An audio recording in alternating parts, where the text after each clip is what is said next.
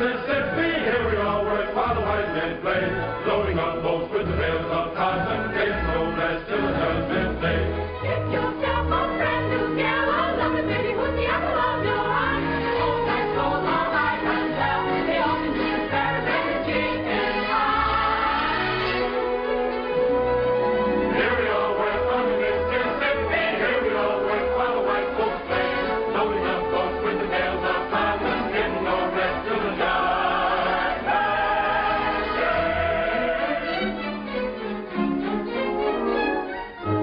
What pretty babies are there, the fairest of the fair, to southern beauty, every woman's flower. Platter, you roll, oh goodness gracious, they're so flirtatious, you naughty Little women don't be timorous, you will find that she's lost. Only makes a man want more, reckless even love. after days are old. Please, a stroke of pencil, Captain and cotton, blossom will you go? Let me take you to the shadow line. Delightful, but too joyfully except I have to make a law. Get permission from the Hello, dear, from Captain Andy.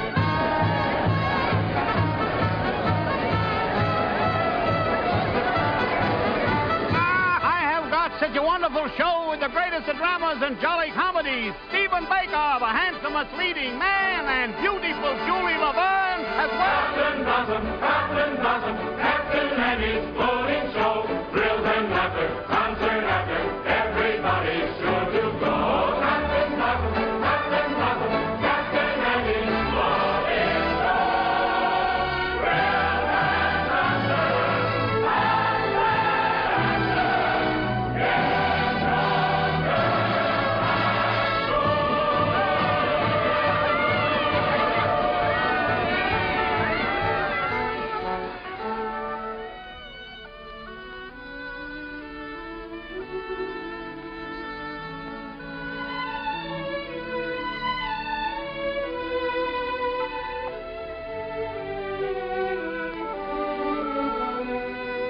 Who cares if my boat goes upstream, or if the gale bids me go with the river's flow?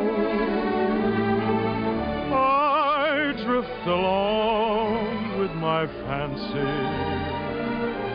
Sometimes I thank my lucky stars, my heart is free. And other times I wonder, where's the mate for me? Hello. How do you do? Are you an actress? Oh, no, but I'd give anything if I could be. Why? Well, because you can make believe so many wonderful things that never happen in real life. Well, if you like to make believe one thing, why can't we make believe we know each other? The game of just supposing is the sweetest game I know. Our dreams are more romantic than the world we see. And if the things we dream about don't happen to be so, that's just an unimportant technicality. So the cold and brutal fact is, you and I have never met. We need not mind conventions, P's and Q's. If we put out a thought in practice, we can banish all regret. Imagining most anything we choose.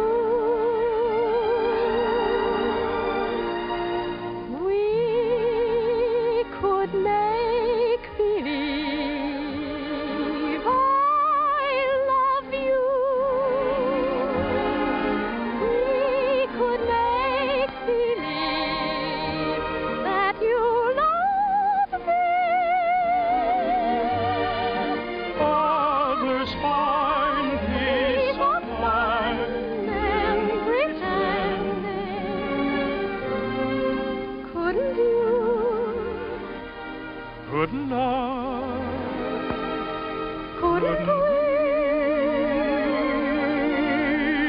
Make believe our lips are blending in a phantom kiss, or two or three. Might as well make believe I love you.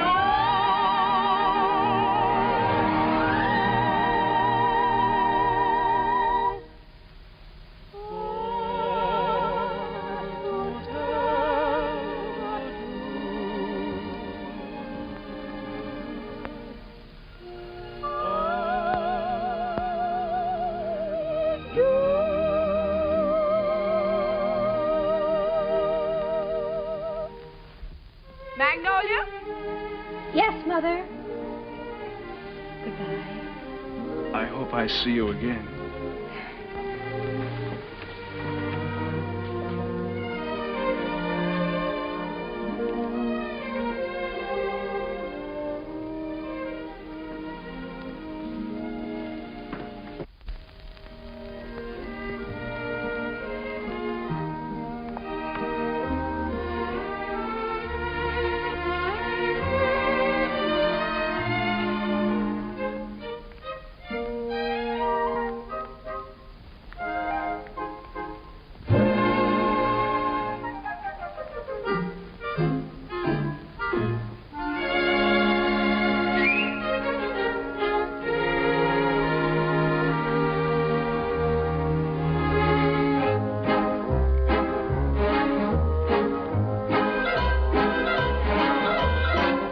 Upon the wicked stage ain't ever what a girl supposes. Stage door Johnnies aren't raging over you with gems and roses. When you let a feller hold your hand, which means an extra beer or sandwich, everybody whispers ain't her life a whirl. Though you're warned against a roue ruining your reputation, when you've played around the one-night trade around the great big nation, wild old men who give you jewels and sables only live in Aesop's fables. Life upon the wicked stage ain't nothing for a girl. Though we listen to your moan and grieve, you must pardon us that we do not believe you. There is no doubt you're crazy about your awful stage. Life upon the wicked stage ain't never what a girl supposes. Stage door Johnnies aren't raging over you with gems and roses. If some gentleman would talk with reason, I would cancel all next season. Life upon the wicked stage ain't nothing for a girl.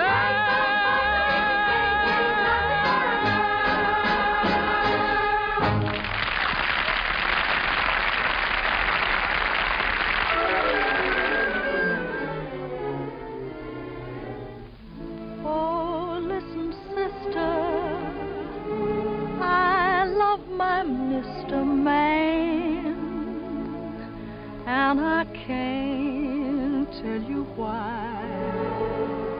There ain't no reason for me to love that man.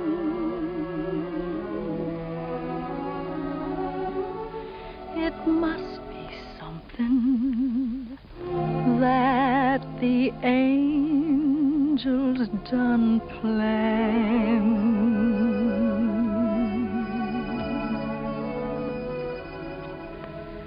Fish gotta swim, birds gotta fly. I gotta love one man till I die.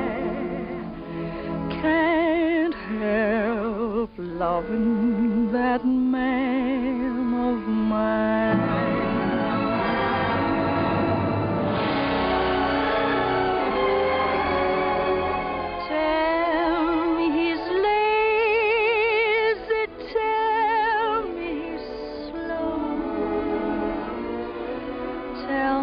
Crazy, maybe I know.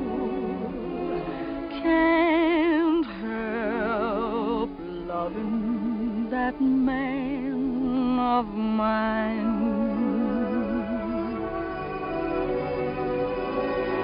When he goes away, that's a rainy day.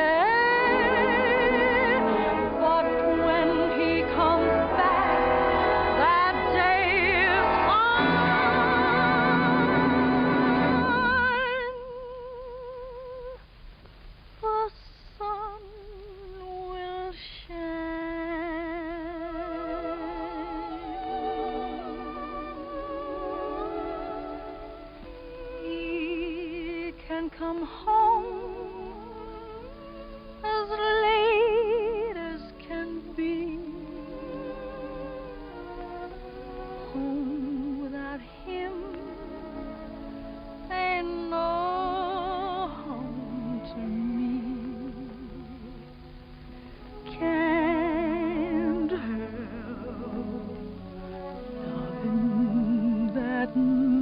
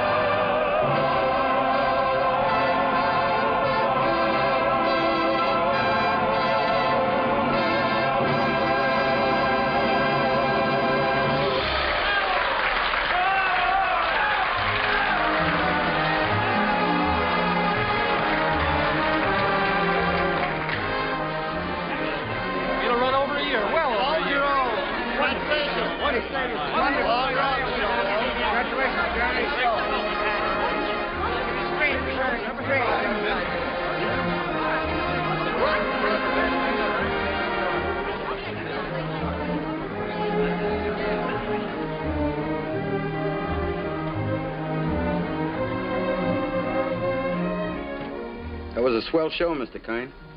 Well, thank you, Joe. Where to? To Waldorf, Mr. Kern? What was that, Joe? That big shindig I threw in for you. It's down at the Waldorf, ain't it, Mr. Kine? Yes. But first I'd like to stop off at the house of an old friend. Yes, sir. Just for a moment, Joe. Turn right at the next crossing. It's not very far.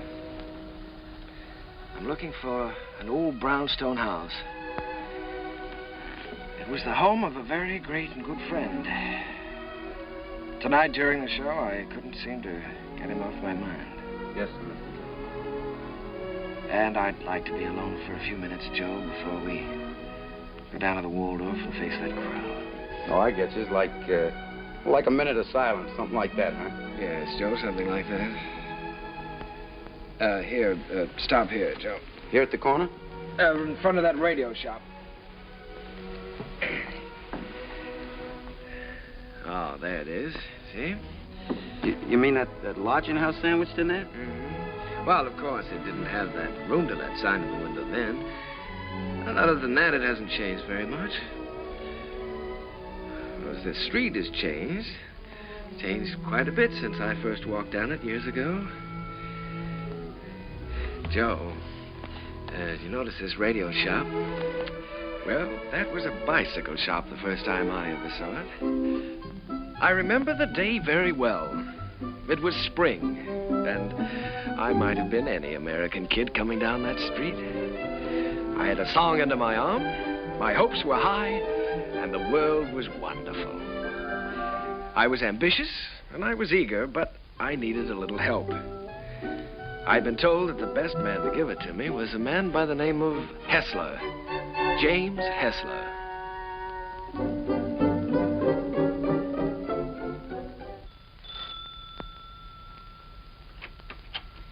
Come in. You're an hour late already. I suppose you realize that. You can start on the upstairs bedroom immediately. Mrs. Muller, Daddy wants some more roast beef. I'll be there in a second, Mr. Hessler, and see that you get to their nests, young man. He's not the moth killer. I'm a songwriter. A songwriter. I see. You entered under false pretenses. Well, it won't do you any good, young man. Mr. Hessler isn't seeing songwriters anymore. He's going in for better things. Maybe he should have some roast beef. He's very hungry. Shh. Don't mention roast beef in front of a songwriter. Look out, can he smack you? No, so it is, so it is. You feel like you're going to fall down and faint, don't you? Dear. Well, you can come in for a while. I can't have people fainting in the house, not even songwriters. Thank you. Come in, come in.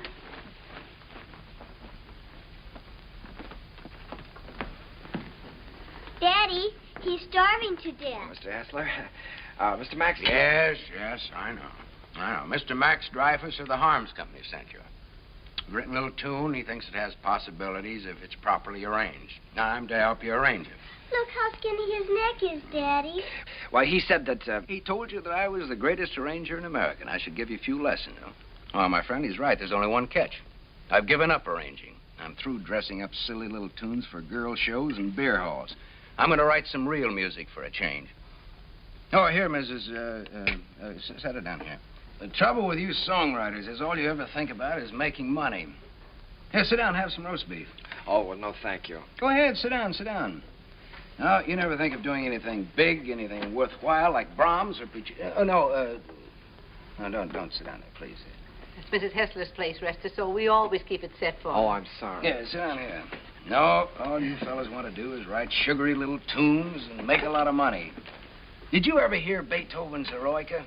Or Mozart's Jupiter? Didn't they do something to you? Great heavens, doesn't genius touch you fellas at all? Daddy's a genius. Yes, Daddy's a genius. No, my friend, in 3 weeks I'm going to England where I can work. I can have some peace and quiet. No mushy little melodies to be fancied up for public consumption. I'm going to write a symphony. Daddy's going to write an opera just for me. Here, go ahead, eat up. Maybe it'll give you some gumption. Well, I'm terribly sorry, Mr. Hessler. I had a big lunch with Mr. Dreyfus just before I left. It was roast beef, too. Yeah, well, Oh, what's the matter? Just because you're not hungry, you don't have to go, do you? Have some brandy with me. Help me celebrate my liberation from mediocrity. Mrs., get a couple of liqueur glasses, will you? Sally, will you show the gentleman into the parlor? I'm going upstairs and see if I can find that bottle of Napoleon. Have you a song in there? Mm-hmm. I'm taking piano lessons. Daddy wants me to be an opera singer when I grow up. Why don't you write an opera? Well, Sally, I'm afraid I only write the silly little tunes. You know, the ones your father doesn't like. Let me see if I can play your song. Do you mind? Oh, I wish you would. It's very easy. Here.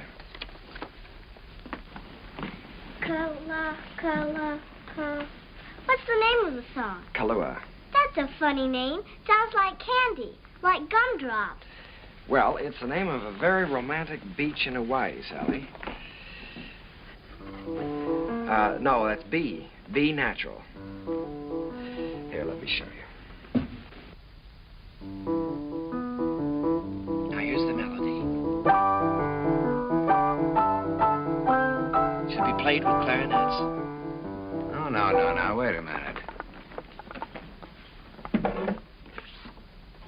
No, that's not right. You've got to use clarinets to play the vamp. Oh, I was thinking of using brass there. Brass and spoil your finish? Good heavens, man. You've always got to save the brass for the finish. Oh. Well, what do you think? I know. This is a romantic song. Sit down. It's sentimental. You've got to start the melody off with your strings. Divisa. Here, I'll show you. Start that vamp again, Sally. It's perfect for clarinet, see? Now, then the strings enter. Divisa. Did you hear how wonderful that is?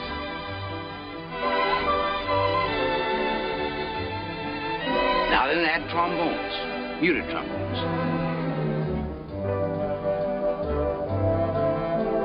That's great. Can't you just hear that? Sally?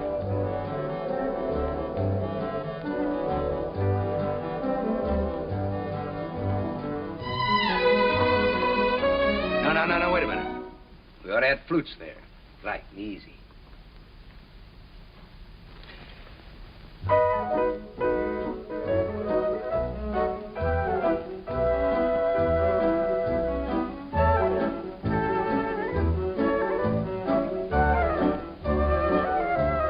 Now then add your brass. Your strings, too.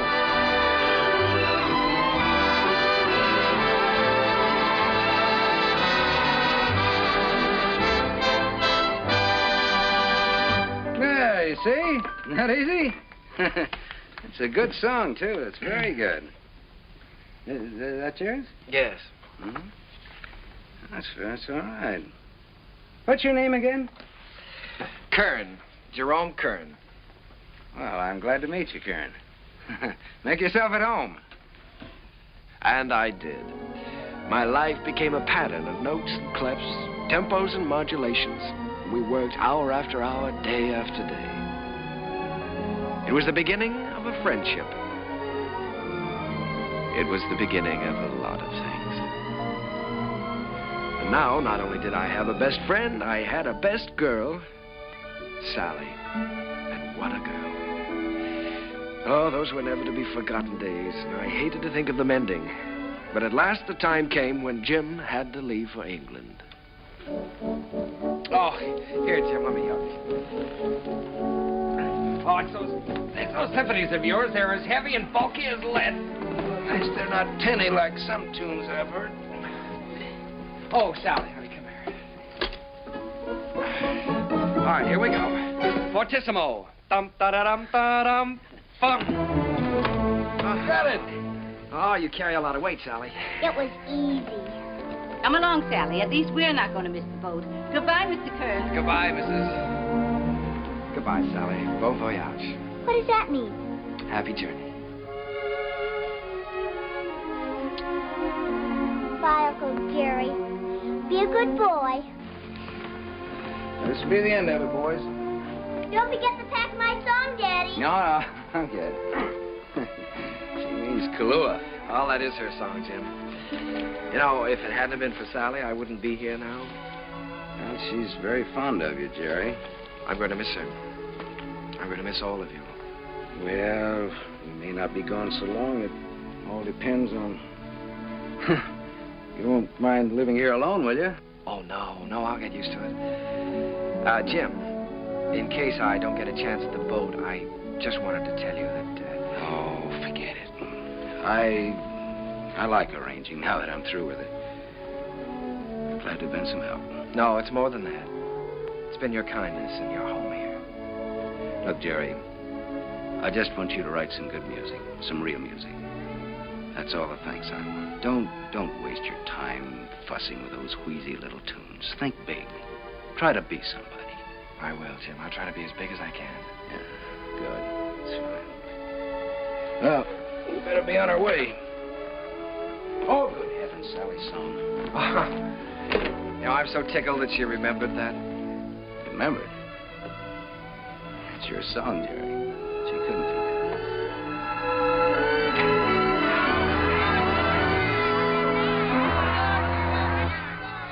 I stood there watching that boat pull out of the harbor, and I was lonelier than I'd ever been in my life.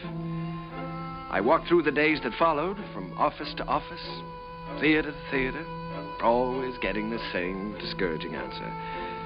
The big hits were all English or European, and the local talent just didn't seem to have a chance. Broadway was closed to an American. From 23rd Street to Times Square, they were all playing Follow the Leader. And the leader was Charles Frohman. The moment. He's with Keller. Cecil Keller, the English composer. Mr. Frohman's not interested in American songs at the moment. He's leaving for England in a few weeks. Good day. How do you do? My name is Kern, Jerome Kern. Oh, yes. How do you do, sir? I see you have the deeds with you. Mr. Frohman's very anxious to see them. Deeds? You're the man from the real estate office, aren't you? No, I'm a songwriter. These are some of my songs. Your name isn't Kernan? No, Kern, Jerome Kern. I'm sorry. Mr. Frohman hasn't a minute to waste. I'm afraid I must say good day. Well, now, maybe if he'd listened to one of my songs, I have one that could be made very English. Good day, sir. Goodbye, Mr. Frohman. Goodbye, Mr. Keller. I'll see you in London soon. I'll call you when I get there. Thank you. I'll be waiting for your call.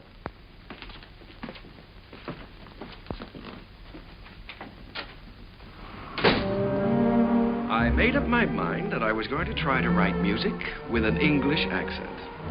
So I sailed for London.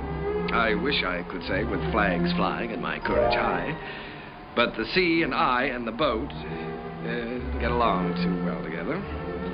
I was mighty glad to see land again.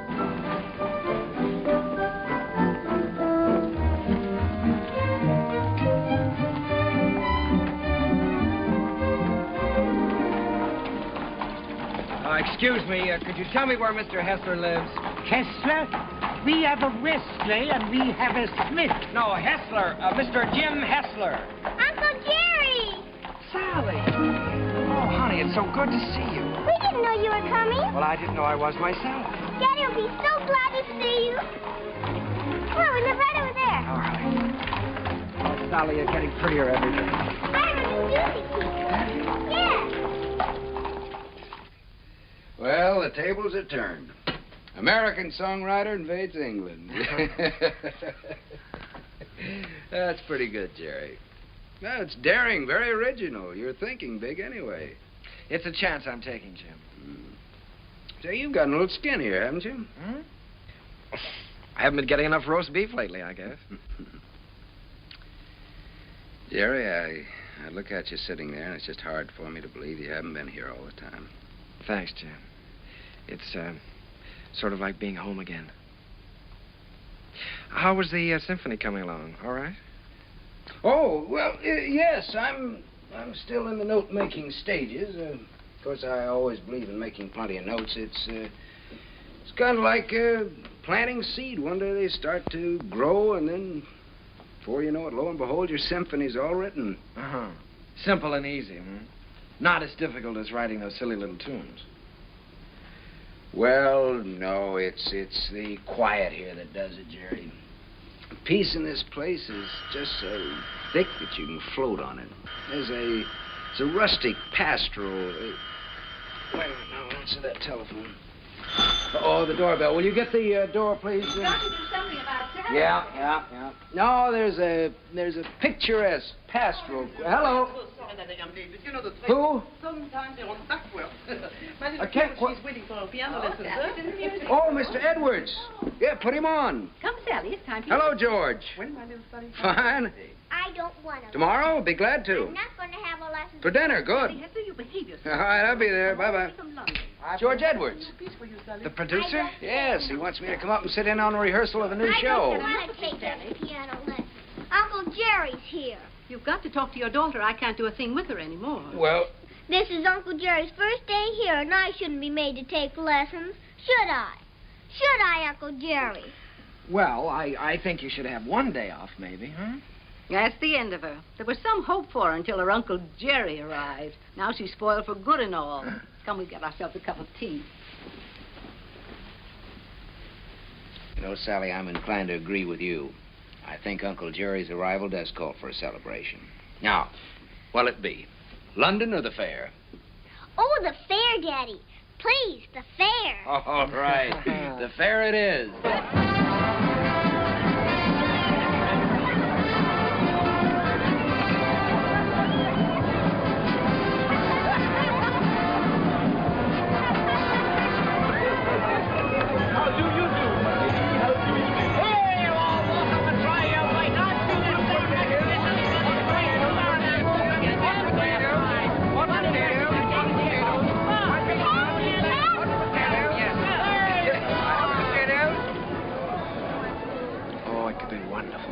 Could be wonderful. Oh, no, Jerry. I don't want Sally to go up in the swings, not till she's a little older. The whole stage full of swings and a boy and girl in each swing and all of them singing. Oh, you mean for a production number? Yeah. Yeah, that's not a bad idea. They could swing from the stage right out over the audience and back again. Make a good production number. What song would you use with it? Spoon with Me? Be perfect. Spoon with Me? That sounds fine. Suppose I take that up to George Edwards. For the gaiety? Sure. I'm going to have dinner with him tomorrow night. Oh, Jim.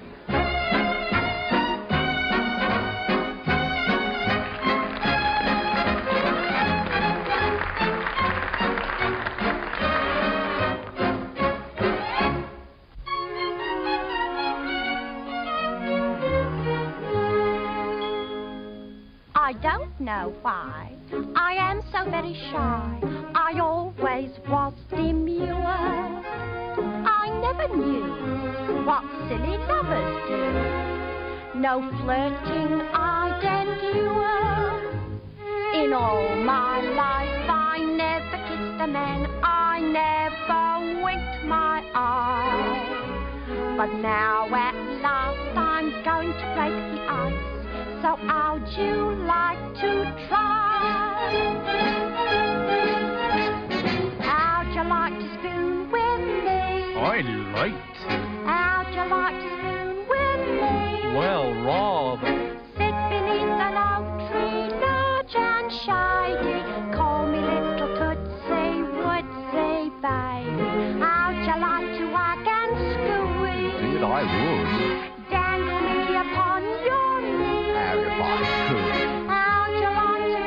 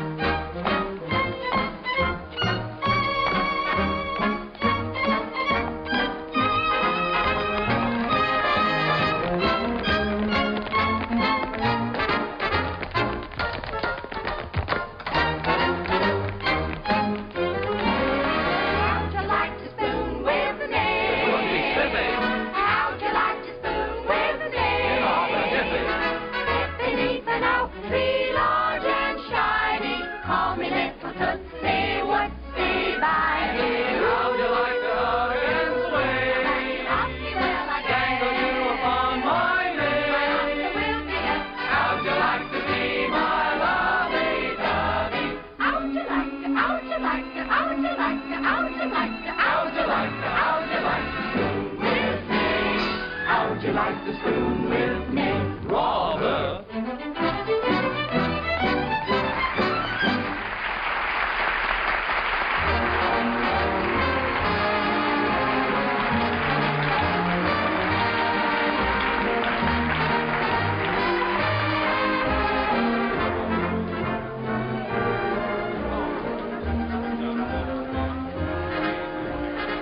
Pardon me for intruding. You've been pointed out to me as the composer of that delightful number with the swings in it. My name is Froman, Charles Froman. Mr. Kern, I want to congratulate you. Bremer.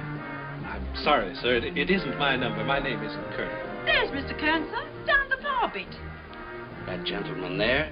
Why, he can't be the composer. It's him, sir, sipping sherry. And a very nice gentleman he is, too, sir, for a musician. Mr. Froman, I have something here which I know you'd like. It's a beautiful number with parasols, with all sorts of parasols.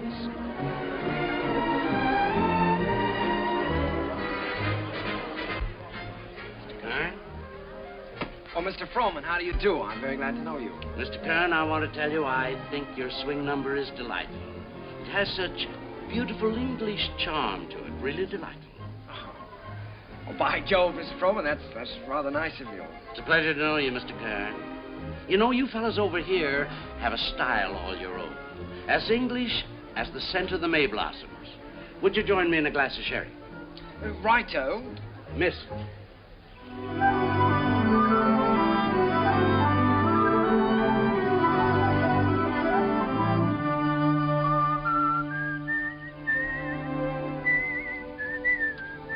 I'd give that one up if I were you. One song at the Gaiety, I think you can afford to take a rest. Well, if I could finish it, I know I could interest Froman in it. You ought to know by now that Charles Froman is only interested in English music and English composers. If I only had a piano, I know I could work this out right now.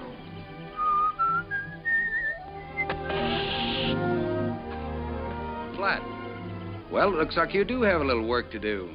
That town we passed wasn't very far back, was it? No, not very. Well, let me take your bike, and I'll go back and see if I can borrow a repair kit. No, I think I'd better go. I can talk with the natives better than you can. Well, let me do it. I can use my accent on them. That's just what I was afraid of. No, you wait here and whistle yourself a little tune till I come back. Make sure you can find this place again. I'll find it.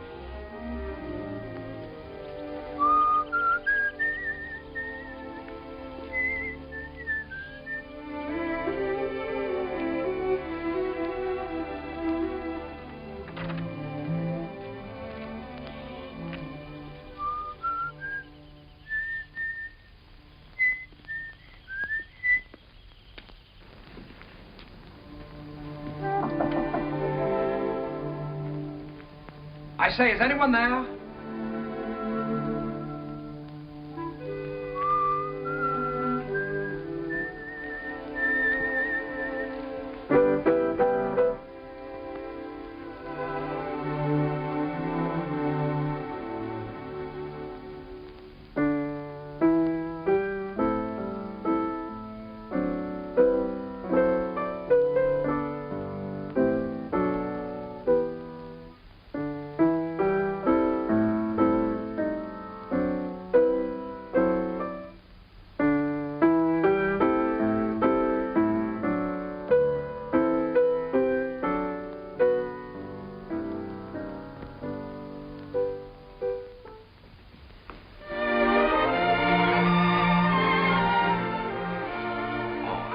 How do you do?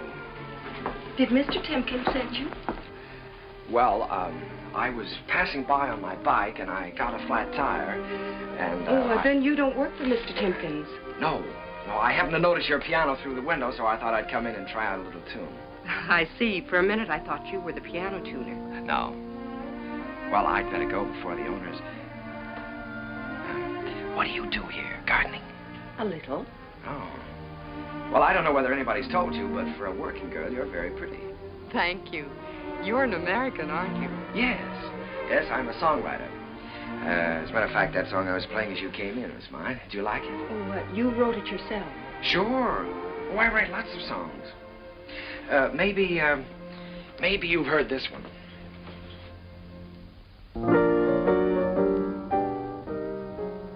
Why, that's from the Gaieties. Everybody's singing it. Uh-huh. Now, this is the one I was working on.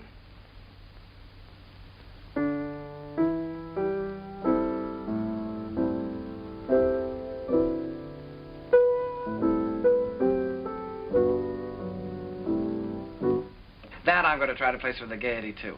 Of course. I would if I were you. Don't you believe I wrote these songs? Tell me, when you compose, do you always break into people's houses to borrow their pianos? Oh. All right, I'll tell you what I'll do. If I place this with the Gaiety, I'll send you tickets and you can come and see for yourself. Will you? I'll tell you when I get the tickets. I beg your pardon, miss, but your mother would like to speak to you. She's in the upstairs sitting room. Thank you, Katie. I'll be right up. Well, I'm terribly sorry. But I still wrote those songs. And I'll still be waiting for the tickets. Will you? Wonderful. I won't forget.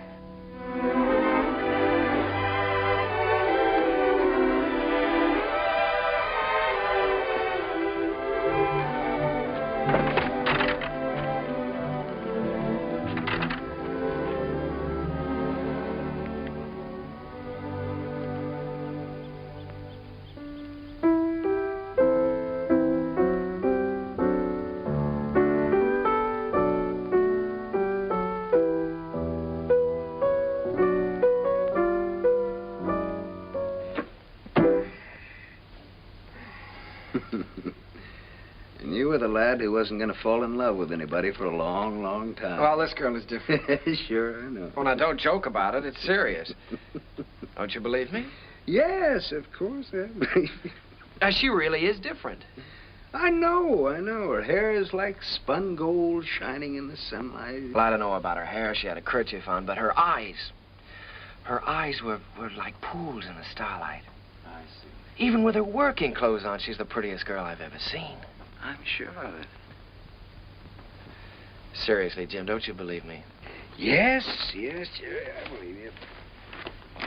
It's spring, isn't it? And tomorrow morning, I think I'm going to give you a great big dose of sulfur and molasses. Good night.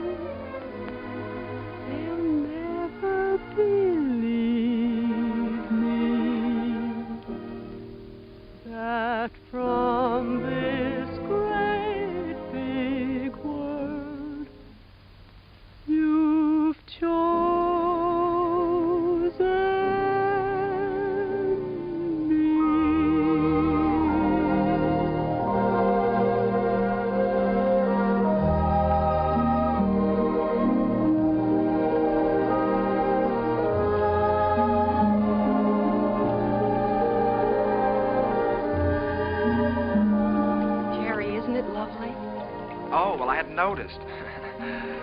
When I look at you, I can't seem to see anything else. Oh, writing songs again. Perhaps we better stop and have lunch. All right. You can move in under those trees there. Isn't it a beautiful day? Beautiful. Now, let's see. You've seen Westminster Abbey and the Tower of London, and you've seen Buckingham Palace and Hampton Court. Maybe there's something I can tell you about this place. Eva, let's drop the history course for a while. Do you mind? Not that it isn't interesting, but, well, there are a few things I'd like to know about you, too. Well, all right. What would you like to know about me? Oh, just the ordinary things. Things you like and things you don't like. And where you went to school and who was your first beau and, oh, what you want out of life. That's a tall order. Where shall I start? The things you like. Oh, I guess I like what everyone likes. I like books and picnics and dancing and music.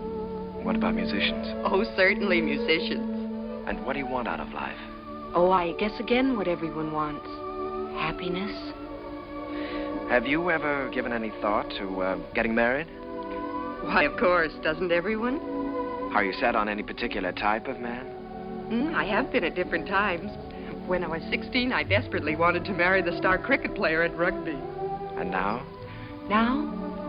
Oh, now I don't really know. Except that he must have a sense of humor, and he must be kind, and he must be intelligent and good company. And of course, he must love me very much. Well, I know somebody with at least one of those characteristics. Someday I'll tell you all about it.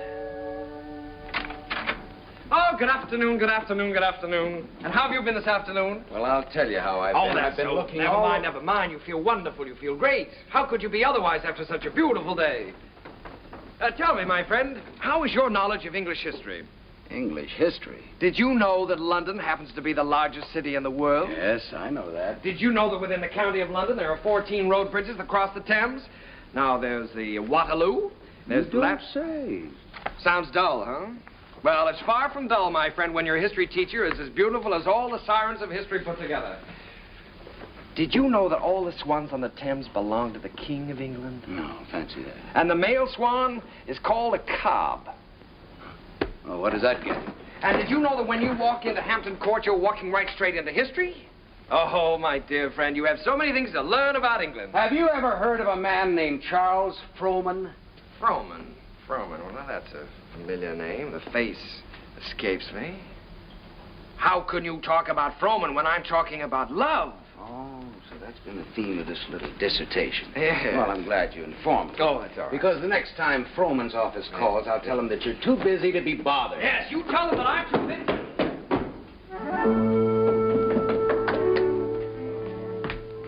Did you say the next time Frohman's office calls? That's what I said. They've been calling you all day. But why should I bore you with such trivial details? Well, what do they want? No, dear friend, you return to your archives. Why think of the future when the past is so glorious? Oh, come on, now quit clowning. What happened? Nothing. Frohman just wants you to write 4 songs for his new show. If, of course, you can spare the time. Well, why didn't you tell me about it? Why didn't I tell you about it? Well, come on, let's get going. There's no time. We've got to do that on the ship. On the what? On the ship. We're sailing with Charles Frohman tomorrow. We have to start rehearsal in 6 weeks in New York. Oh, Jim, Oh, nothing. Look, Jerry, this is the chance you've been waiting for. You certainly are full of surprises. I thought you'd be up in the clouds. I feel like I've just been yanked out of the clouds.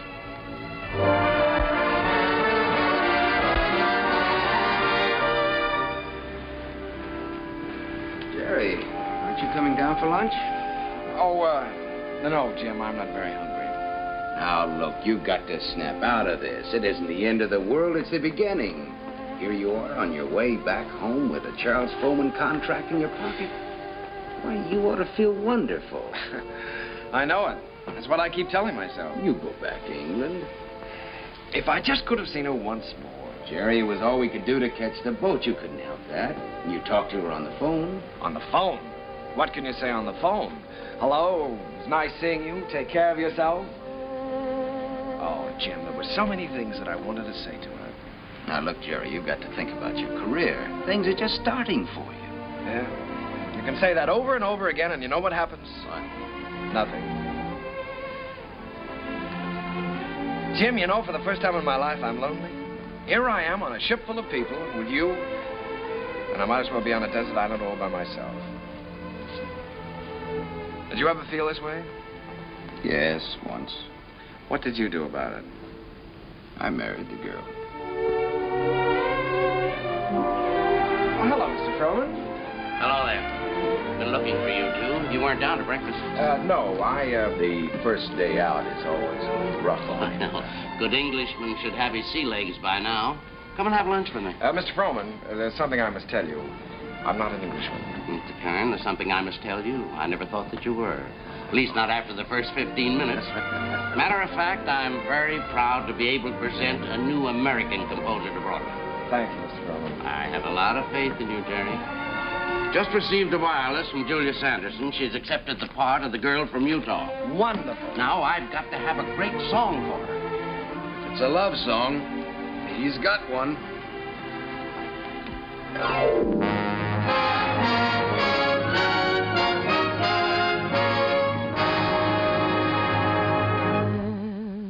When I told them how wonderful you are, they didn't believe me. They didn't believe me. Your lips, your eyes, your teeth, your hair are in a class beyond compare. You're the handsomest boy that one could see. And when I tell them, and I'm certainly gonna tell them, that you're the boy whose wife one day I'll be, never believe me. They'll never believe me. That from this great big world you've chosen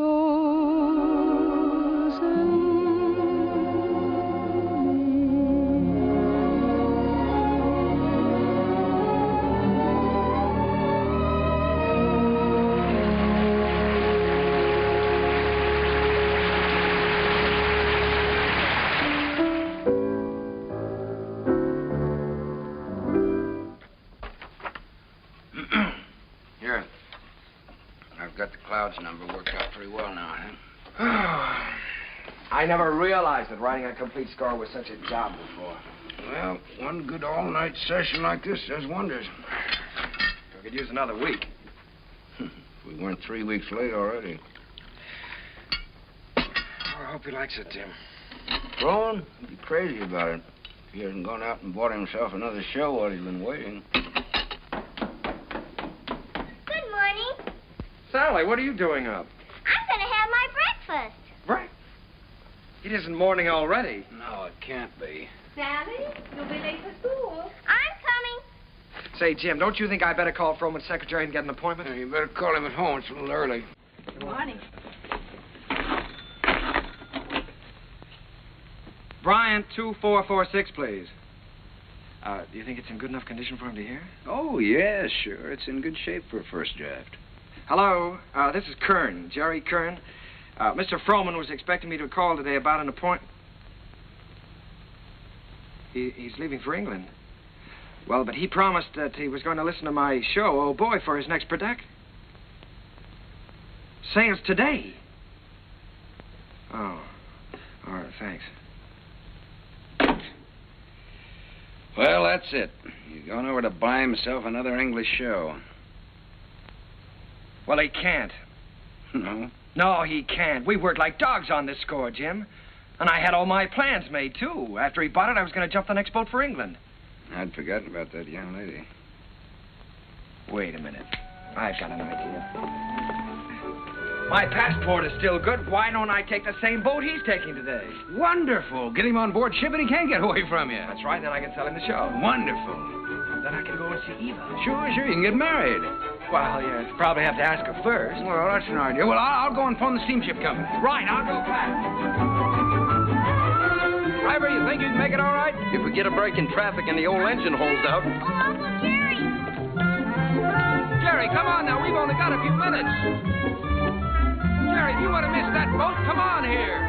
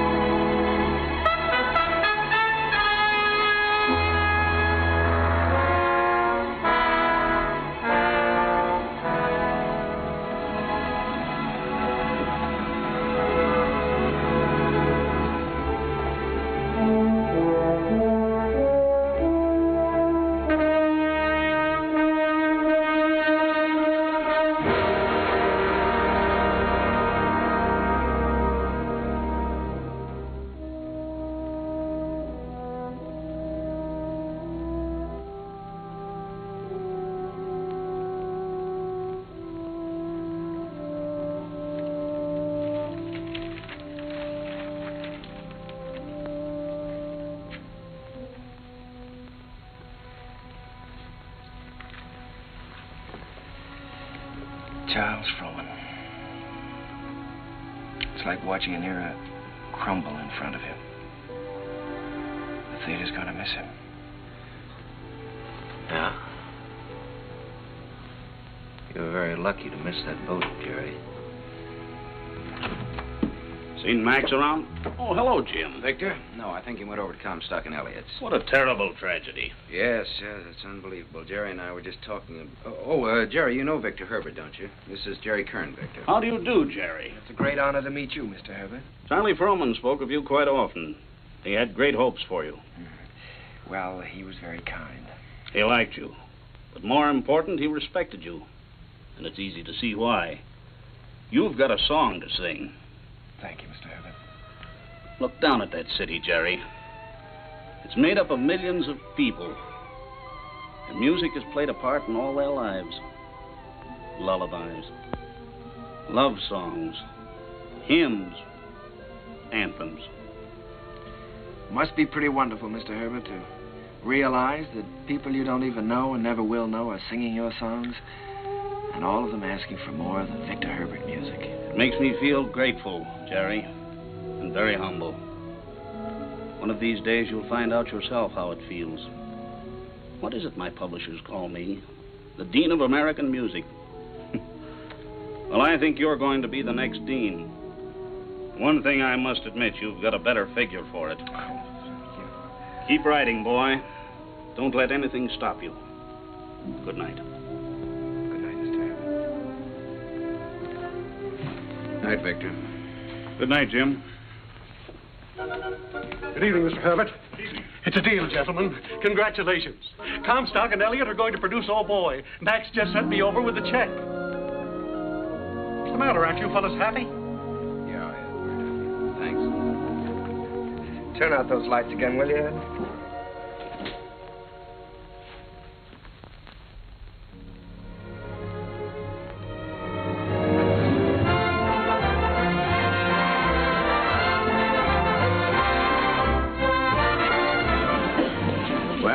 Lights.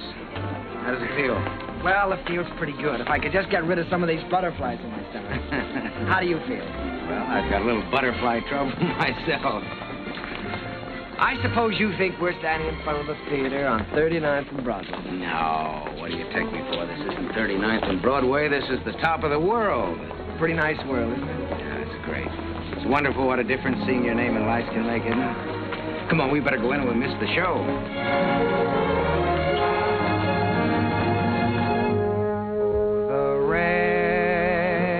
Comes a pitter-patter, and I'd like to be safe in bed. Skies are weeping while the world is sleeping, trouble heaping on our heads. It is vain to remain and chat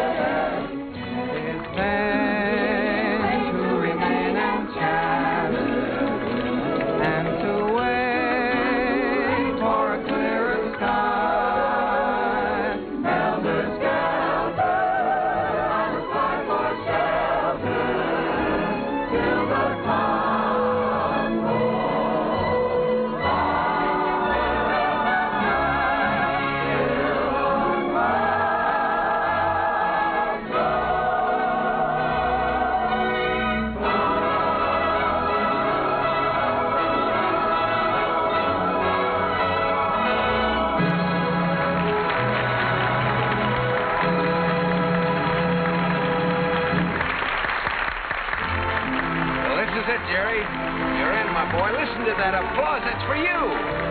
Don't wake me up. Don't anybody wake me up.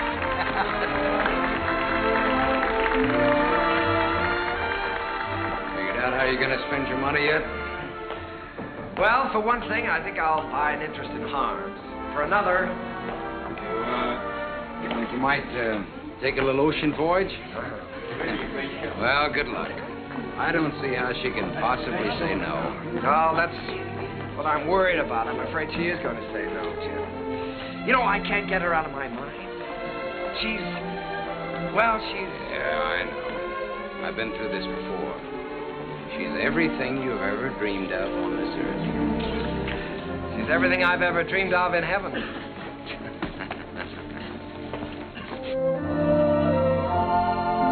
Oh, Jerry, let's stop here, shall we? All right.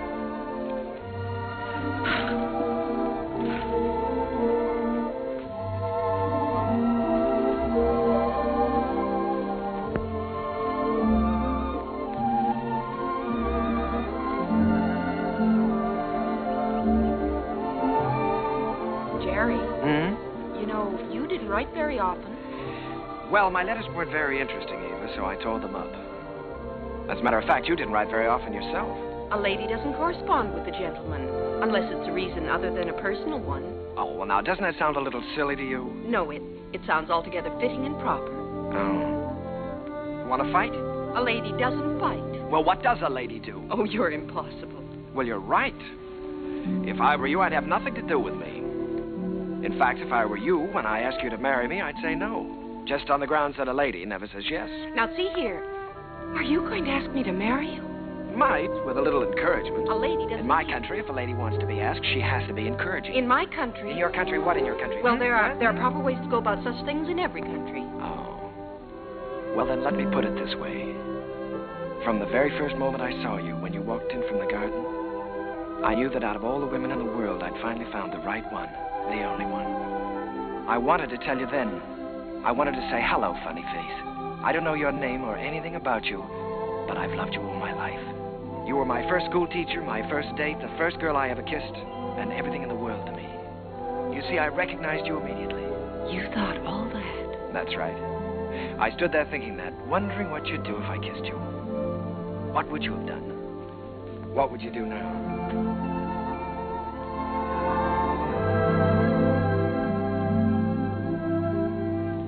Will you marry me, Eva? Thank you so much. I'd love to. Hello, Mrs. Kern. Hello, my darling.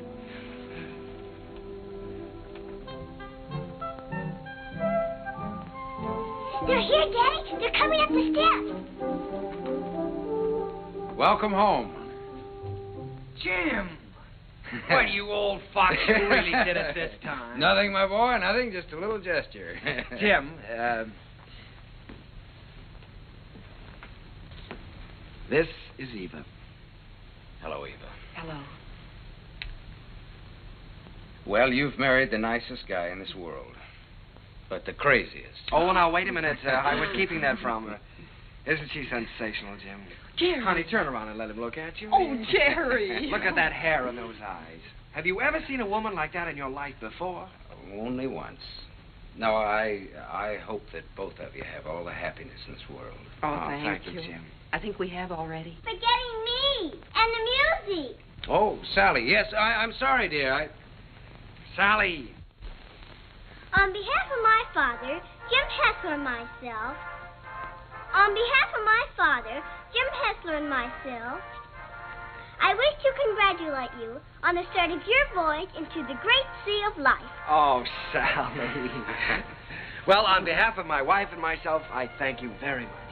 I'll take it. Hello, Mrs. Hello, Mr. Kern. Sally, it's so wonderful to see you. Why, you have grown up, haven't you? Sally, this is your Aunt Eva. On behalf of my father... Thank you, Sally. We're going to be real good friends, aren't we? Yes, I expect we are. Well, what do you say? Let's all go in and have something to eat, shall we? Oh, Jim, it's so good to be home again. Yes, it was good to be home. I felt I had everything in the world. Happiness, success, and the wife I had dreamed about. I wanted to put it all into music. Eva's smile, and her eyes, and what it meant to be with her. And at last it seemed to me that the clouds had rolled by. First, there was Leave It to Jane. Leave it to Jane, Jane, Jane. I don't know why you should make me plot and plan for you. She is the girl with... I always try to do everything I can for you. No problem you can wish on her gives her a strain. She'll tackle gaily, a score or more daily. If something is on your mind, and I can see that there is not a dot of it. Comfort you soon will find. Leave it to me, I will soon get you out of it. If you have started worrying, kindly refrain and just hand over the whole thing to Jane.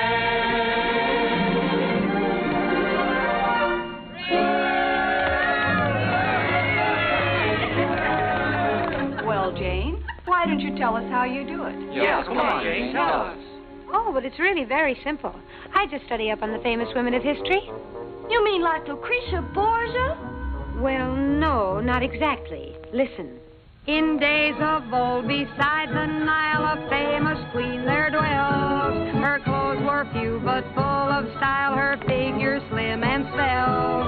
On every man that wandered by, she pulled the Theda Bara eye.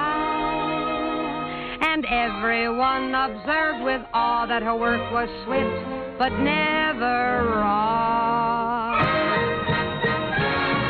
I'd be like Cleopatra if I could have my way. Each man she met, she wed and kissed, and she dozens on her waiting list. I wish that I had lived there beside the pyramid. For a girl today don't get the scope that Cleopatra did.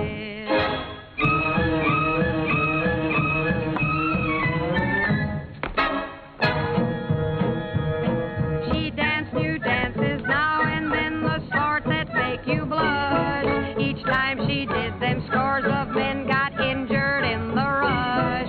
They'd stand there gaping in a line and watch her agitate her spine. It simply used to knock them flat when she went like this and then like that. That dancing Cleopatra was always on the spot. She gave those poor Egyptian kings something else to watch besides the Sphinx. Mark Antony admitted that what first made him skid was the wibbly wobbly wibbly dance that Cleopatra did.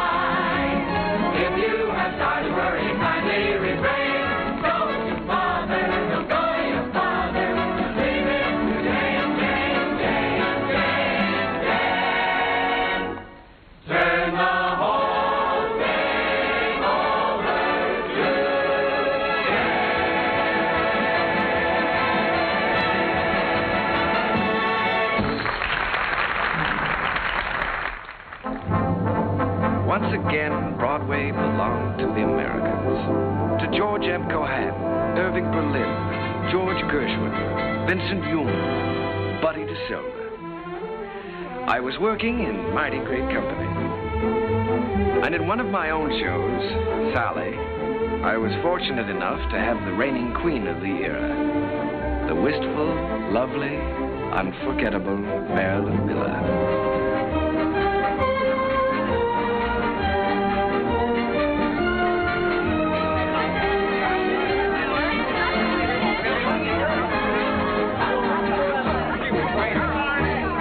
I got a couple new telephones. All right, Larry, thank you. Hazel, my dress. I have it right here. We're going to have to hurry. How's it going? Oh, my goodness. I was never so nervous in my life to see me trip. Oh, you are nice. More flowers from Mr. Ziegfeld. Oh, how wonderful. Lovely. Says the first act was a dream, signed Flo. Wish she'd had the second act. Don't worry about the second act. Second's better than the first. No. Thank you. Hazel, is everything ready for the quick change? Everything's ready in the stage dressing room. All right. Thank you. Hazel, we got everything? Yes, everything's here. All right, let's go. Good luck, Miss Miller. Thank you. Good luck, dear. Oh, fine, Miss Miller. Best of luck, Mary. Keep it up, Marilyn. Keep your fingers crossed, Johnny. You bet. Oh, here you are, Miss Miller. Everything is ready. Here you are, Miss Miller. I got it nice and warm for you. Put it right here. You got everything else?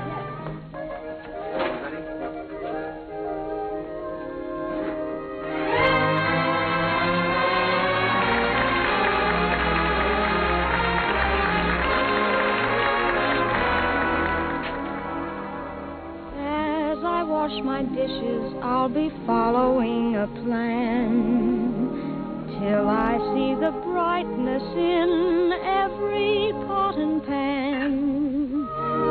I am sure this point of view will ease the daily grind, so I'll keep repeating in my mind.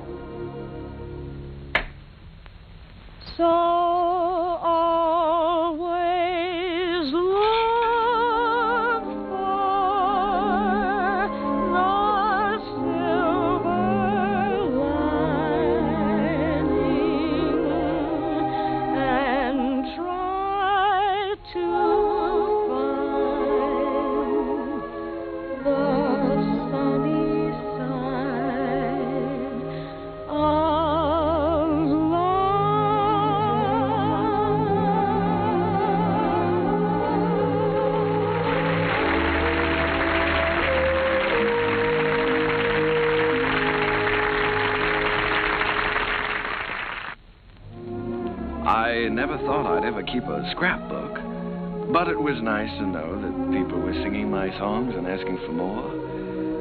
Night Boat, Good Morning Dearie, The Ziegfeld Follies. Curtains went up, curtains came down, and I think I got to look a little more like a musician. Eva grew lovelier with every passing year. Our life was rich and full and very satisfying. And Jim and I, well, we grew a little grayer, a little more settled, perhaps. He was still working on his symphony, or so he said. But on the whole, the years didn't change as much. However, they certainly did change Sally.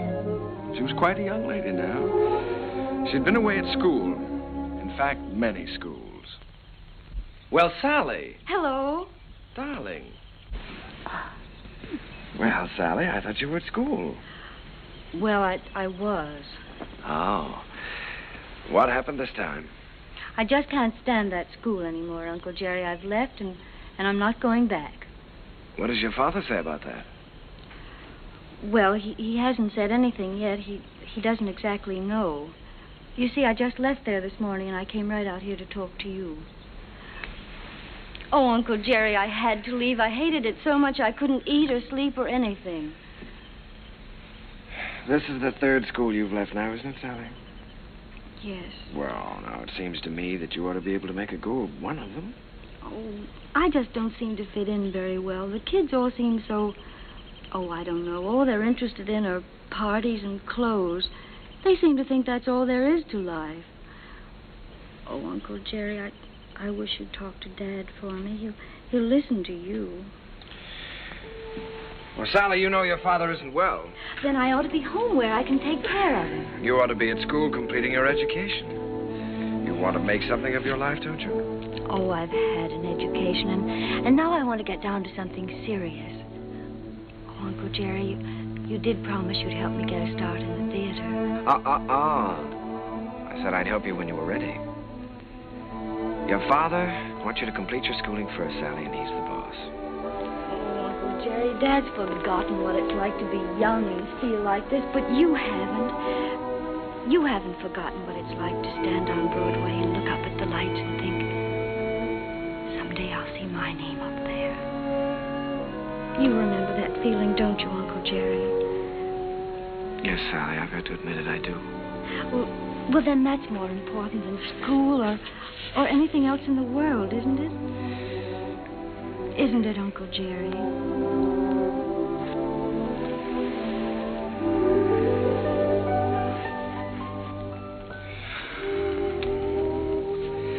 It's the third time, Jerry. Yes, I know. Maybe we shouldn't have made her go back before. After all, if she hates it so much... Oh, Jerry, you can't keep on running away from things all your life. It's time Sally found that out. Well, you can't live another person's life for them either, Jim. It isn't fair. Sally's grown up now, and I think she ought to be allowed to do what she wants to do. I want her to finish her education and get a chance to finish mine. I always said that any kid of mine was going to get the right start in life. Well, what's right for one person isn't always right for another, Jim. You know that. Jerry, the trouble with that girl is she's just plain stage-struck. She comes by that honestly enough, doesn't she? Remember how we used to pound the sidewalks and knock on doors? Nobody could stop us. Goodness only knows enough people tried to.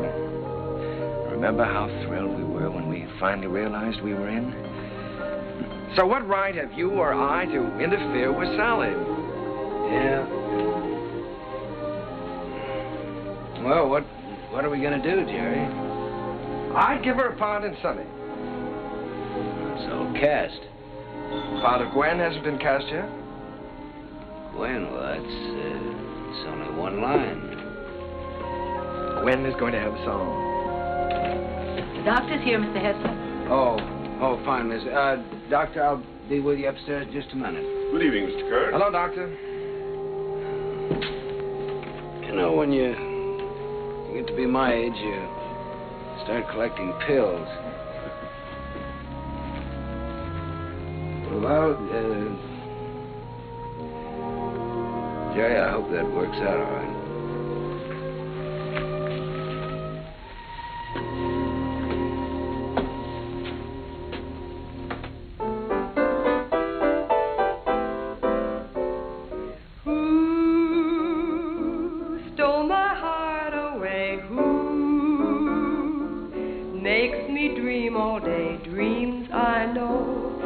Never be true. Seems as though I'll ever be blue. you? Very well, Miss Miller, and you? Fine. Hello, Oscar. Jerry. This is a charming number. I was just telling Jerry how much I liked it. What a fine lyric you've written. Oh, thanks. Jerry, I've just been talking to Mr. Dillingham, and he thinks that Who should be a big production number instead of a solo, and that, of course, Marilyn ought to sing it. Oh. Well, then, of course, we'll have to do it. It puts me in rather a tough position, though, Oscar. After all, I did write it for Sally. I know you did, Jerry, but we'll give Sally something else. Oh, she's going to be awfully disappointed. It's a wonderful song, and I'd love to sing it, but I hate to take it away from her. Well, it's for the good of the show, Marilyn. I think you're right, Oscar. Have you thought, though, how you're going to tell Sally? It's not going to be easy. Oh, I thought you should tell her, Jerry. Oh, I was afraid you would. Well, after all, you know her so well, it shouldn't be too difficult. Well, it would be a lot easier if I didn't know her so well. Would you like me to tell her? I'm sure she'll understand. Would you do that, Marilyn? Certainly. Ask her to meet me in my dressing room. And don't worry. Thank you, darling. But Uncle Jerry wrote that song for me. I know. And I know how disappointed you must be, too. But, Sally, disappointments are part of the theater, and you've got to be able to take them. Well, the very same thing happened to me in my first show. I had to give up my song to the star. I think I felt pretty much as you're feeling right now. Then I think it's a pretty low, miserable trick for you to pull on someone else. Sally, listen to me a minute. This is your first show. You're just starting. And there are going to be a good many songs and a good many shows for you. It may be difficult for you to understand now, but one day you'll realize you've got to give and take, whether you like it or not. I'll never take a song away from anyone else, especially if it's their first real chance. Sally, please don't put this on a personal basis. I don't want to take the song away from you. Then why are you doing it? Mr. Dillingham thinks it's best for the show. And what's best for the show is more important than what I want or you want or any personal feelings involved. Don't you see that, Sally? Yes, I see it all right. You're trying to take my song away from me, and you aren't going to get away with it. Uncle Jerry wrote that song for me, and I'm going to sing it. I don't care whether you are the star. You're not going to take it away from me. Sally. She can't have my song, Uncle Jerry. Don't let her talk you into it. I don't care what happens. She can't have my song.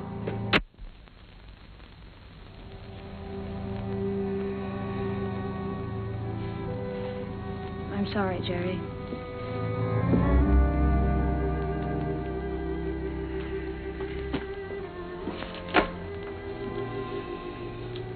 What is it, Sally? Am I still in the show, Uncle Jerry? If you want to be.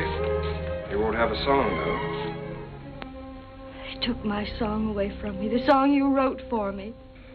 Sally, there's a little thing called the good of the show. Apparently the show didn't seem very important to you this afternoon. Not important. You didn't care what happened to the show just so long as you got your way. The theater doesn't work that way, Sally. Nothing works that way. I learned something today. I suddenly realized that you're not ready for the theater yet. Not ready? No. All you have to offer is a small talent, a great deal of conceit, in return for which you want success.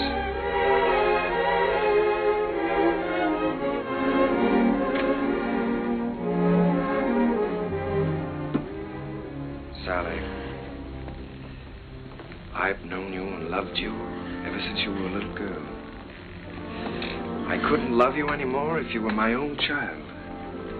But I must say this to you. You're not going to get anywhere in this life by using people. And until you realize that, you're not going to have the respect of anyone. Sally, I'm ashamed of you.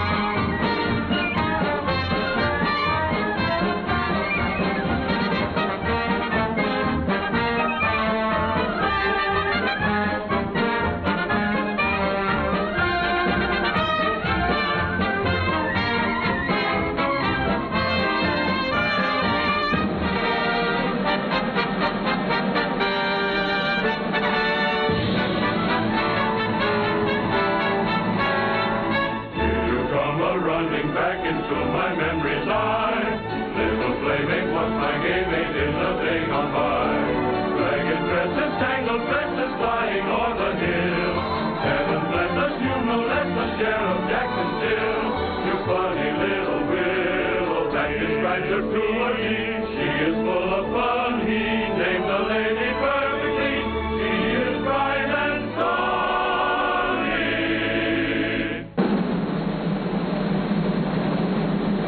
Never comb your hair, sonny. Leave the breezes there, sonny. Let your stockings fall down for shocking. The sound is all that you do. Smiling all the while, cowboy. Where'd you get your smile from, boy? Little sunny girl, be my honey girl, sunny.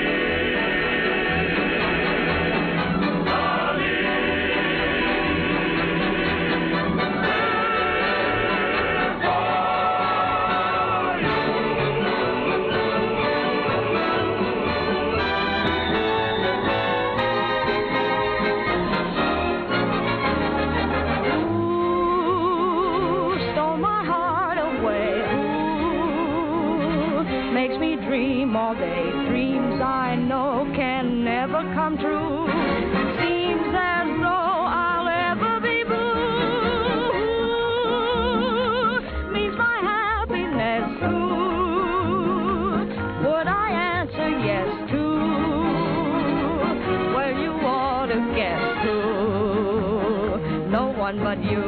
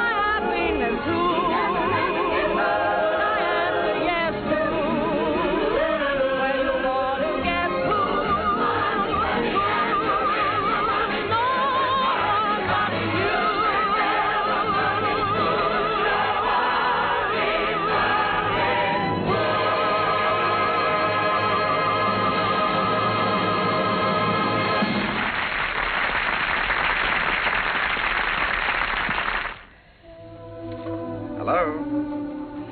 Yes, Miss Mullen. You sent for the doctor? Is Sally there? Oh. Well, you be sure he stays in bed, Miss Mullen. I'll be right over.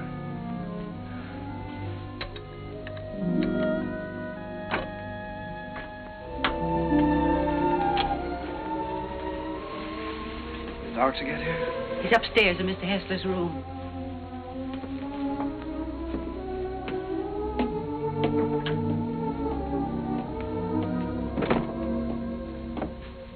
It's his heart. I wouldn't stay very long. Mr. Hessler could use a little rest.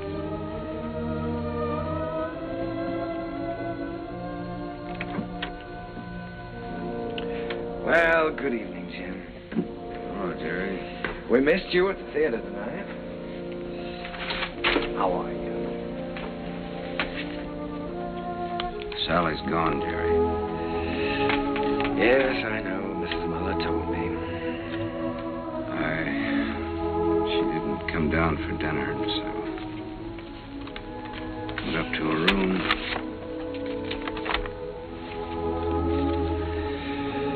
Dear Daddy, I'm going out on my own. Don't worry about me. Someday you'll be proud of me. I'll always love you.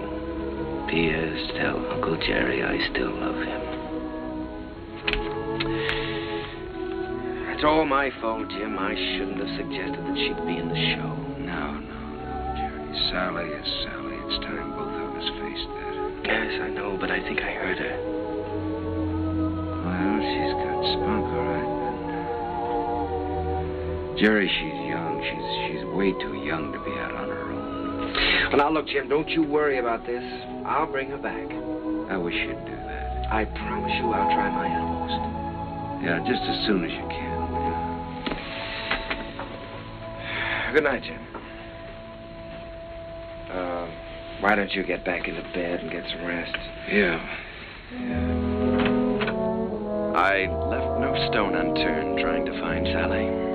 Personal ads, private detectives. But the answer was always the same. No one had seen her. It was a futile hunt. I tried to keep Jim's hopes alive, but I think he knew. And then, one night... Please don't mention that I telephoned.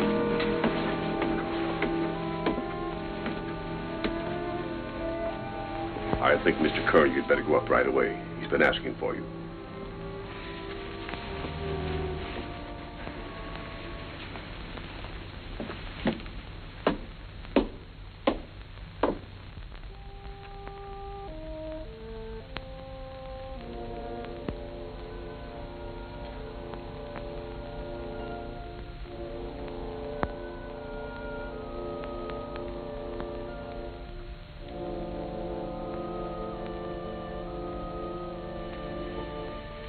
Jim.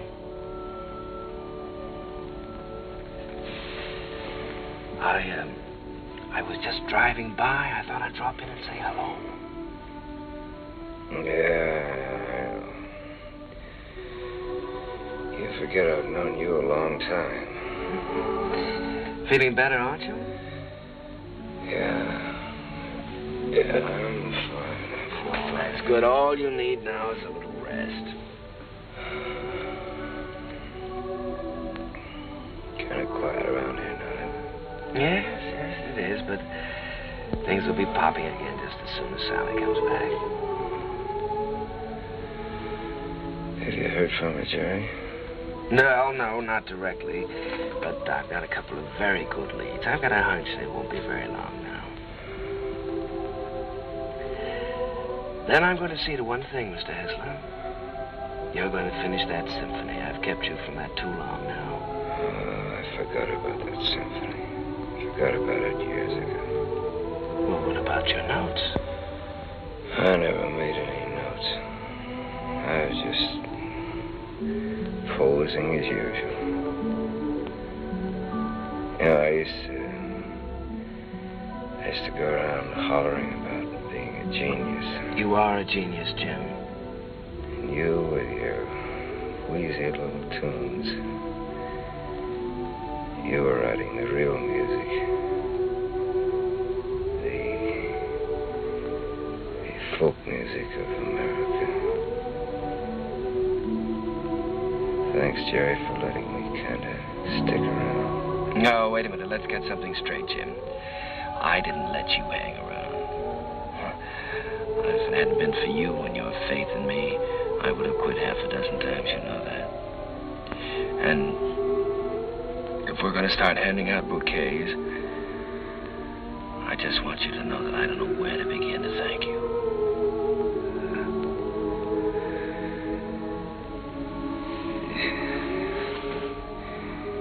You're a great man, Jerry.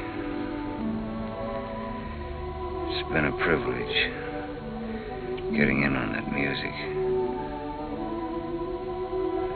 It's been a lot of fun with you. Now, let's not talk that way, Jim. In a couple of weeks, you'll be back at that piano, screaming for more and more brass.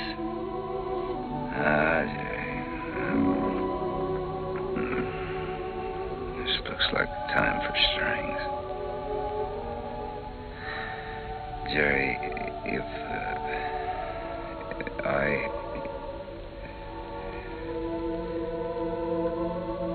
want you to look after Sally for me. Jim, you're going to be all right. So is Sally. In a couple of weeks, why, we'll be laughing about this.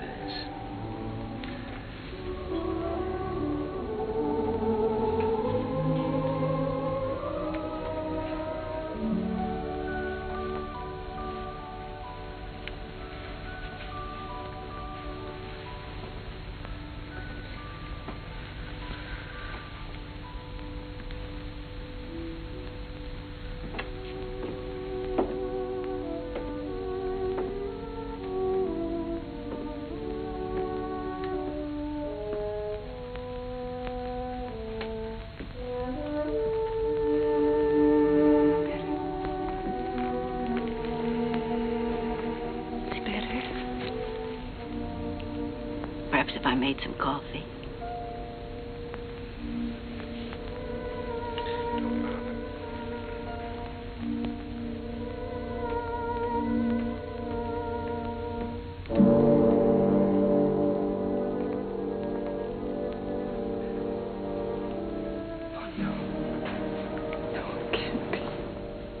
Mr. Kern had hardly closed the door when he...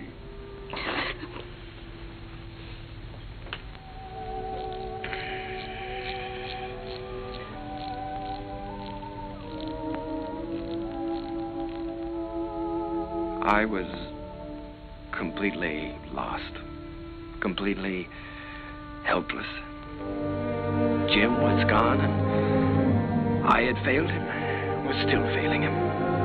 I'd lost a world with Jim's passing, and everywhere I walked with ghosts, reliving lost hours, pacing a world of memories. I couldn't even think in terms of music.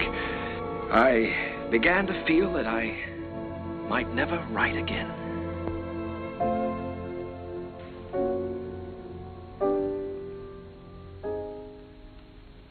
How long has this been going on? For weeks, Oscar.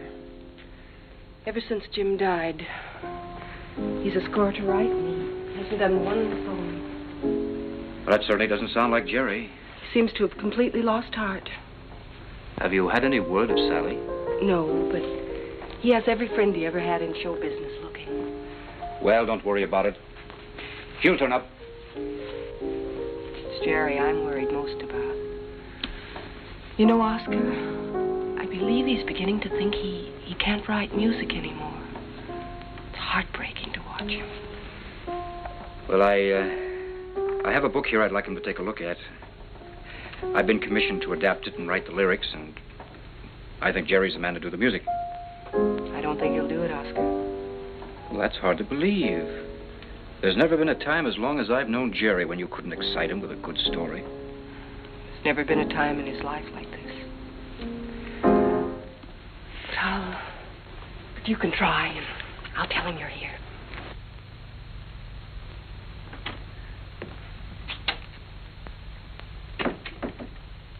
Hello.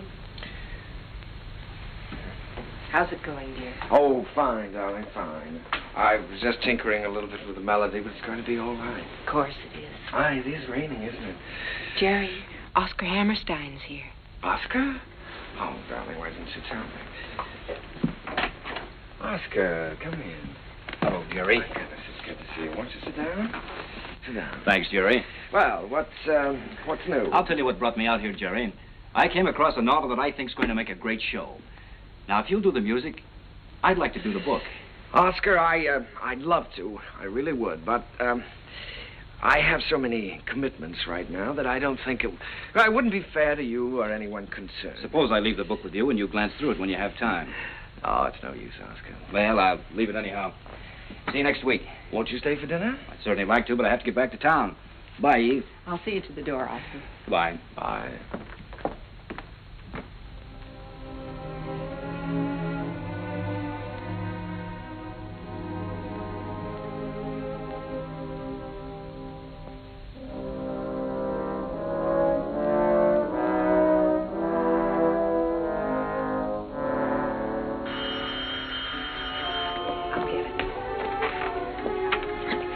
Hello? This is Mrs. Kern. Oh, just a moment, Mr. Kelly. Jerry, it's Arthur Kelly. He's got news of Sally. Hello, Arthur. Yes. Oh, that's wonderful. In Memphis? What was the name of that club again? Club Elite, all this week. Yes, well, I'll get right on it. Thank you very much, Arthur. Sally is singing at the Club Elite in Memphis all this week. Oh, that's wonderful.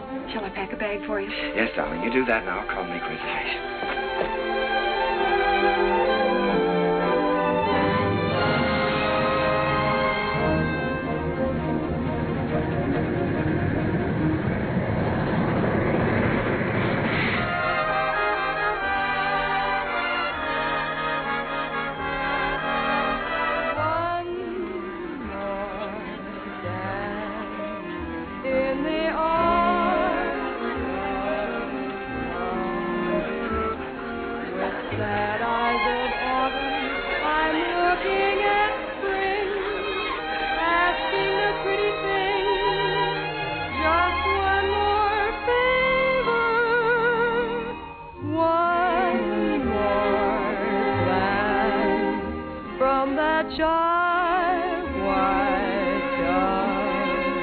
One more night, if you will.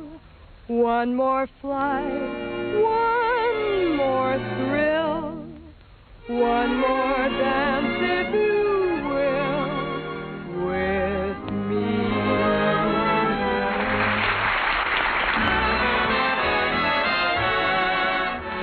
Will you dance with me? Oh, no, thank you. No. Go ahead and dance with us, No, Charlie. thank you. Go ahead. Charlie. Will you dance with me? I sure will, baby. What's this? Sit down.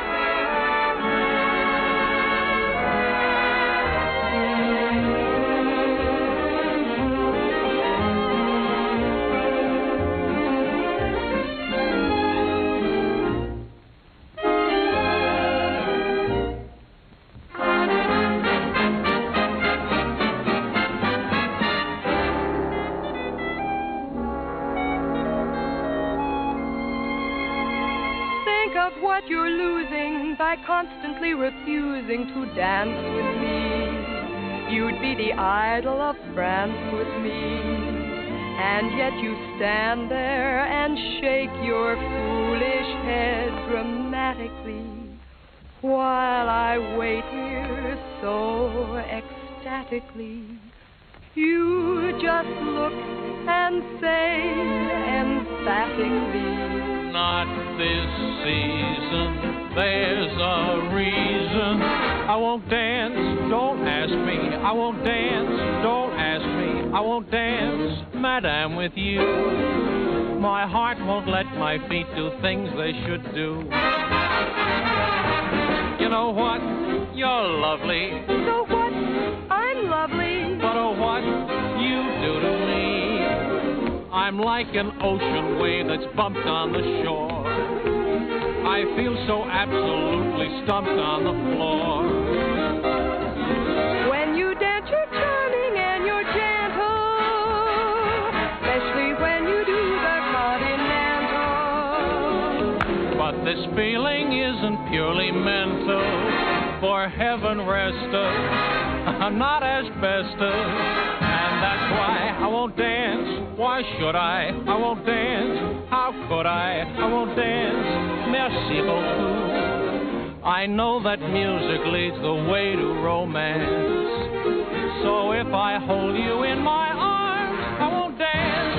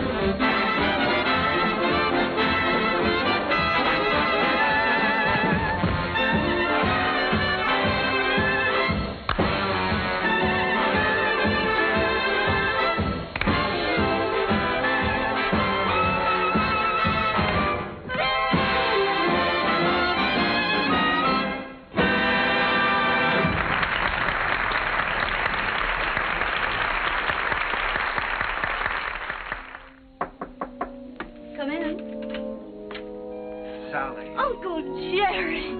Oh, Uncle Jerry, I'm so glad to see you. What are you doing here? Well, I was out front watching the show.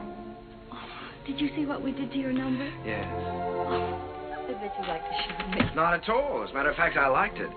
I wish that some of the people who think my music is highbrow could have seen it. I'm so excited, I don't know what to do. You look wonderful, Uncle Jerry. More handsome than ever. How's Aunt Eva? Oh, she's fine. But of course she misses you. Oh, I miss her, too. I miss you both.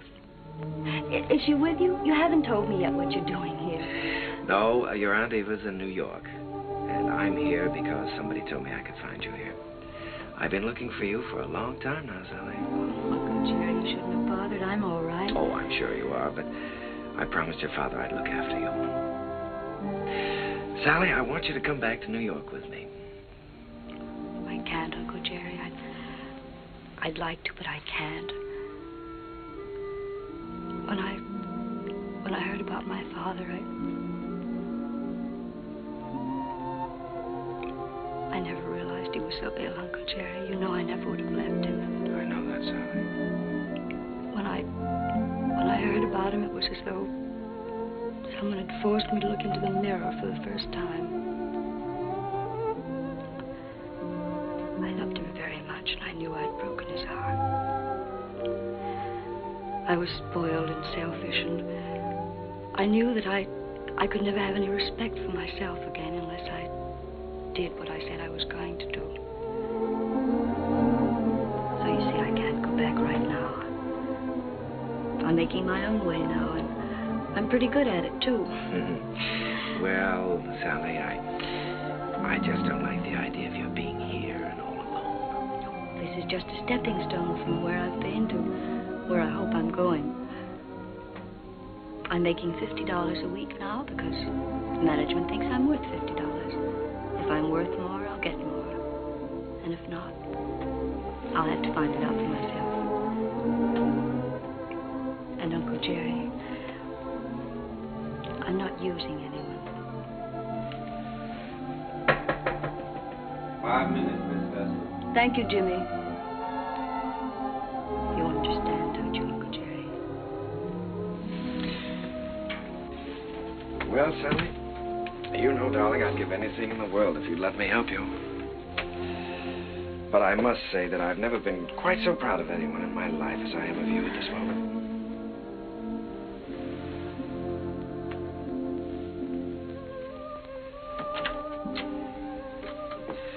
Good luck, darling.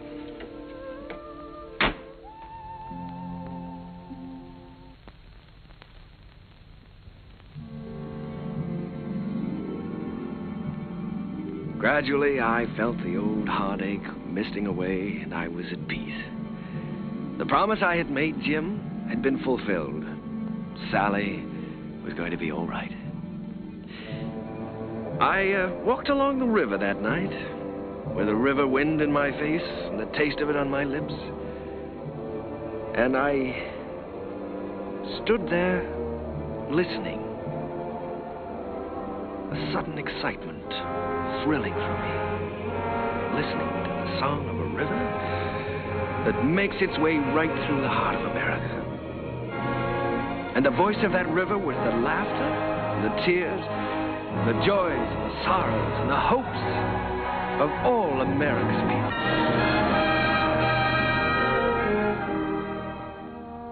Well, Joe, that's my story. It's too bad Mr. Hessler couldn't have been there tonight, Mr. Kern. Oh, he was there, Joe. He'll always be a part of any music I ever write. Whatever happened to Miss Sally? Well, I don't know exactly. She's on her own now. Maybe I'm just getting tired of something, but ever since Jim's been gone, I feel like everything is sort of ending for me. Maybe my music is ending too, Joe. Ending? After that show tonight? Hey, I gotta get you back to the Waldorf. You got some bows to take. No, sir, Mr. Kern. Your music ain't ending for you. In my opinion, it's just the beginning.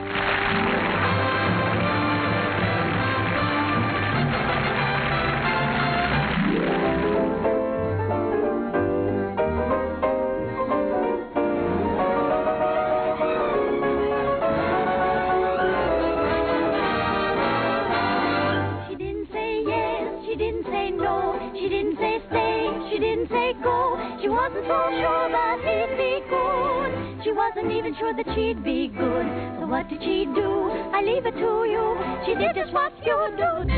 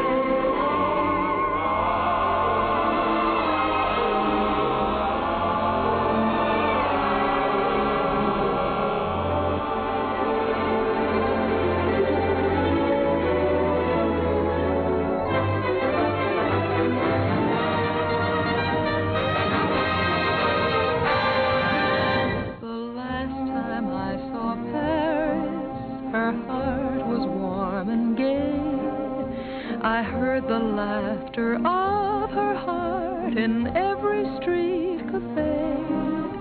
The last time I saw Paris, her trees were dressed for spring, and lovers walked beneath those trees, and birds found songs to sing. I dodged the same old taxi cabs that I had dodged for years. The chorus of their squeaky horns was music to my ears. The last time I saw Paris, her heart was warm and gay. No matter how they change her, I'll remember her.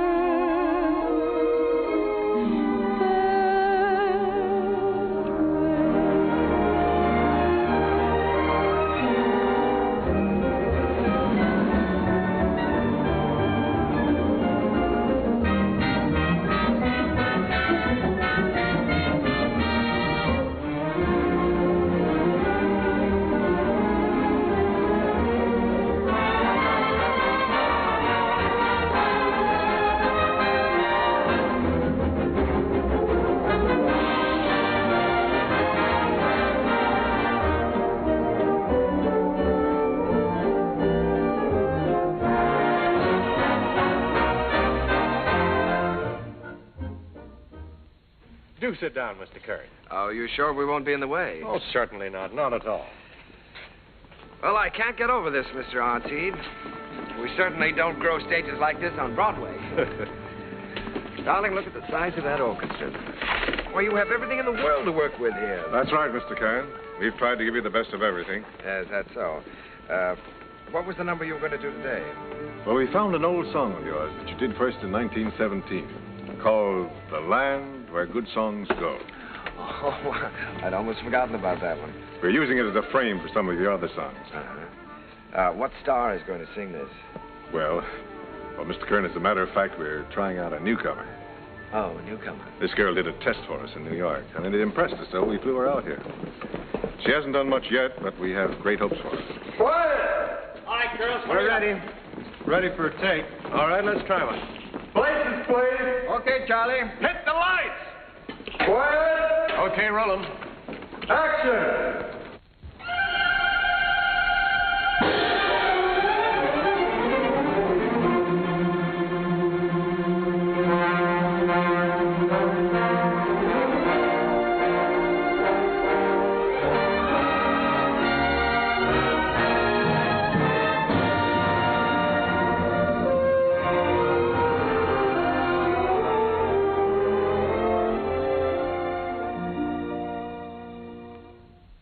It's a land of flowers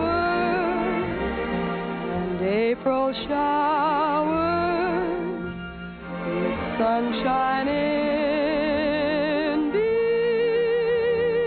between, with roses blowing and rivers flowing amid rushes growing green. Like her, Mr. Kern? Like her? I love her.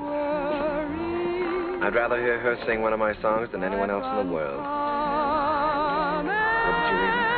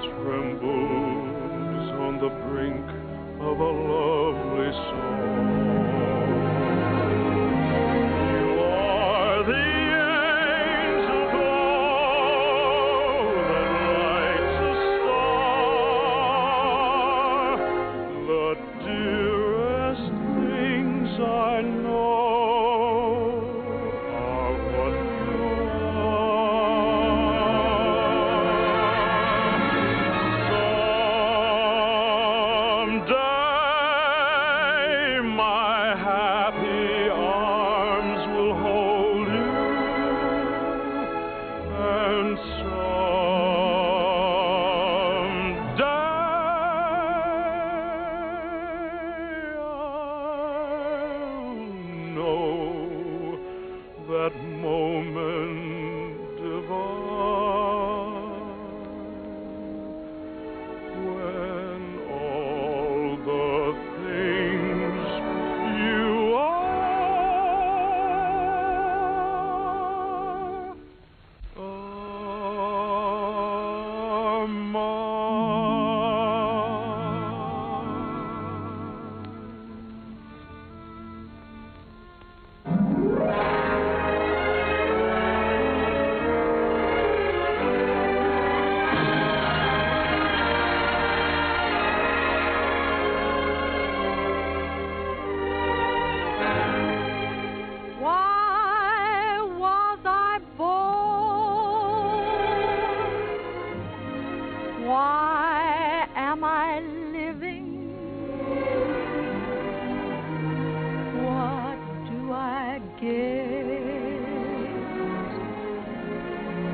what am I giving? Why do I want the things I dare not hope for? What can I hope for? I wish I knew.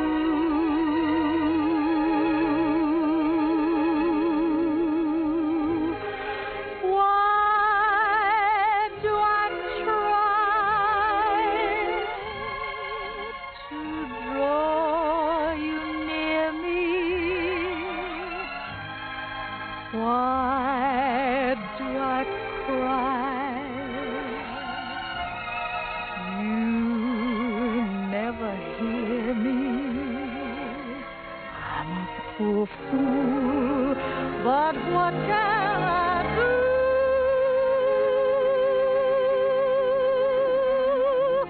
Why was I born to love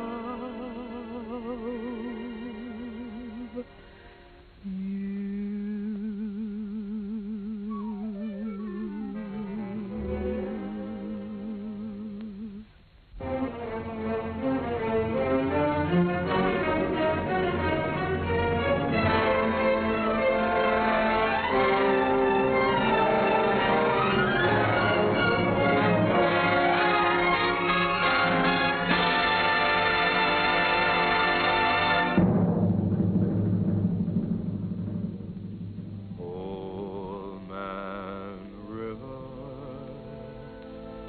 that old man river, he must know something, but he don't say nothing. He just keeps rolling. He keeps on rolling along.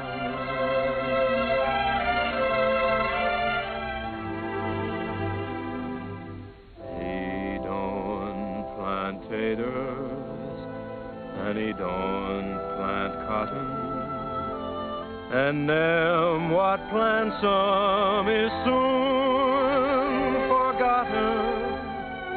But old man River just keeps rolling along.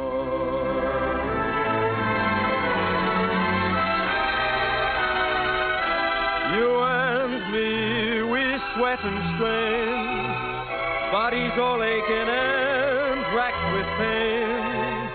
Tote that bar, lift that bale, you get a little drunk, and you land in jail.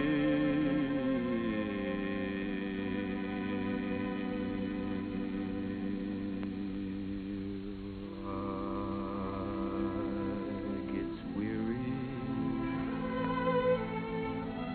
and so sick of trying.